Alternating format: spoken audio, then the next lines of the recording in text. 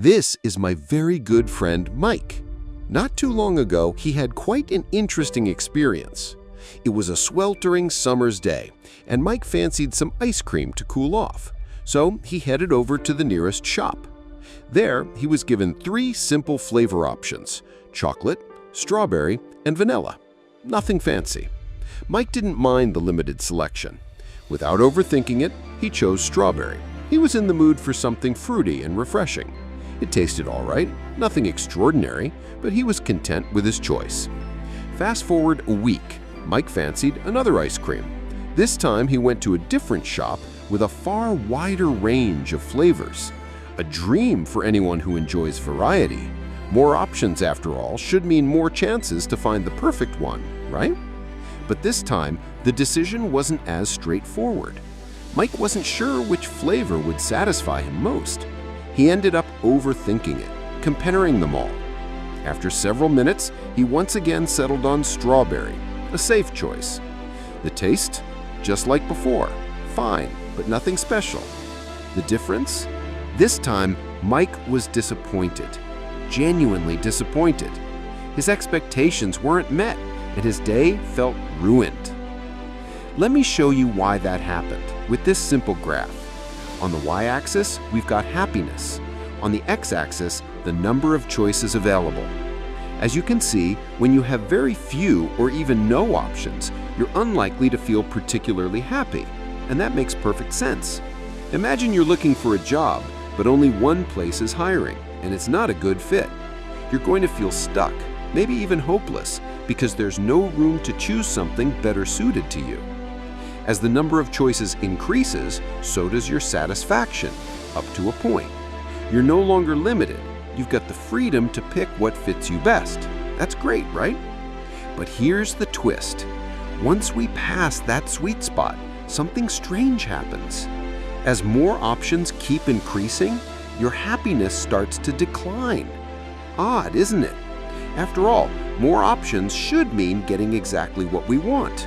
But instead of empowering us, an overwhelming number of options can actually make us feel more anxious and less content.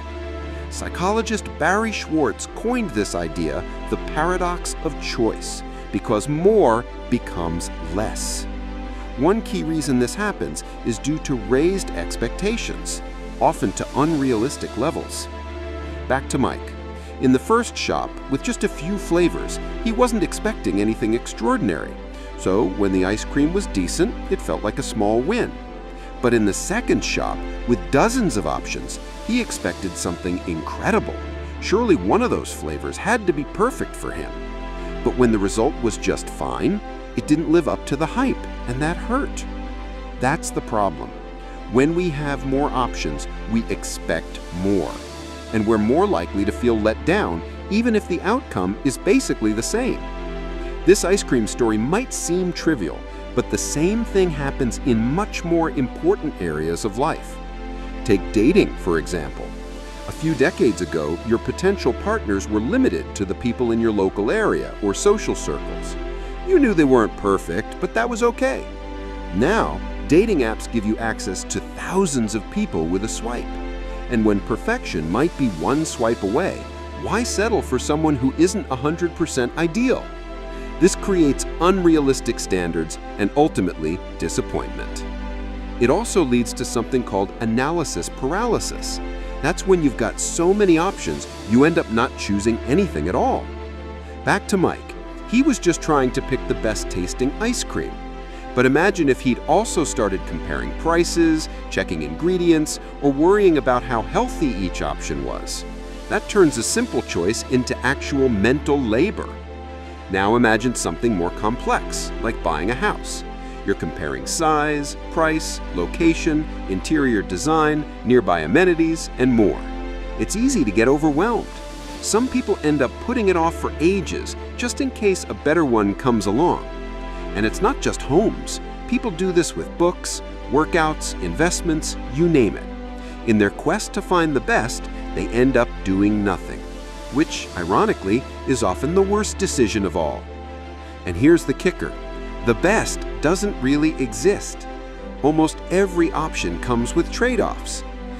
But if I didn't have those preferences, I'd be overwhelmed. And this is why many restaurants have two menus. One with 100 options for people who know what they want, and a simpler one with 5 daily specials for people who can't be bothered deciding and just want something quick and tasty. So what can we learn from this? When you've got too few options, you feel restricted. But with too many, you risk overthinking, disappointment, and decision paralysis.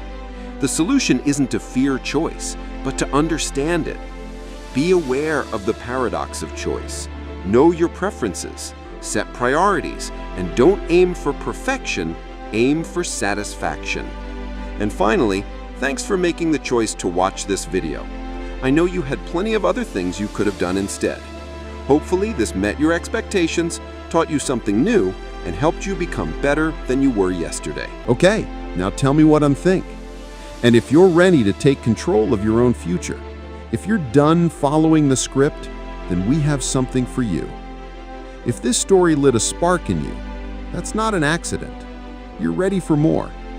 I've built a free guide to help you take control of your path, the exact mindset and strategy we use to help creators, founders, and misfits design their own freedom. The link is in the bio.